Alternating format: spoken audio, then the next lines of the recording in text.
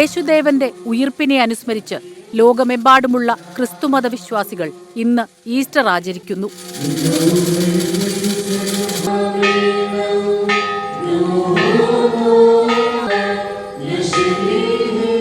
കുരിശിലേറിയ യേശുക്രിസ്തു മരണത്തെ തോൽപ്പിച്ച് മൂന്നാം നാൾ ഉയിർത്തെഴുന്നേറ്റ ദിവസമെന്നാണ് വിശ്വാസം. ക്രൈസ്തവർക്ക് ഇത് പ്രത്യാശയുടെ ദിനം. ദേവാലയങ്ങളെല്ലാം അർദ്ധരാത്രി മുതൽ പ്രാർത്ഥനാ നിർഭരം. ശുശ്രൂഷകൾ, ദിവ്യബലി, പ്രത്യേക കുർബാനകൾ എല്ലാം പുലർച്ചയോടെ പൂർത്തിയായി. ഈസ്റ്റർ ആചരണത്തിന് ക്രിസ്മസ് പോലെ പ്രത്യേക തീയതിയില്ല. വലിയൊരു വിഭാഗം ക്രൈസ്തവരും ജൂലിയൻ കലണ്ടർ അനുസരിച്ചാണ് 50 ദിവസത്തെ വ്രതാനുഷ്ഠാനത്തിനു ശേഷം ഈസ്റ്റർ ആഘോഷിക്കുന്നത്. അമേരിക്ക ഉൾപ്പെടെയുള്ള രാജ്യങ്ങളിൽ ഈസ്റ്റർ മുട്ടയ്ക്ക് ഏറെ പ്രാധാന്യമുണ്ട്. ഓസ്ട്രേലിയയിൽ ഈസ്റ്റർ ദിനത്തിൽ വിശ്വാസികൾ സമുദ്രസ്നാനം ചെയ്യുന്നു. തെക്കൻ കൊറിയക്കാർ മനോഹരമായ ഈസ്റ്റർ ഗാനങ്ങൾ പാടിയാണ് ഈ ദിനം ആഘോഷിക്കുന്നത്.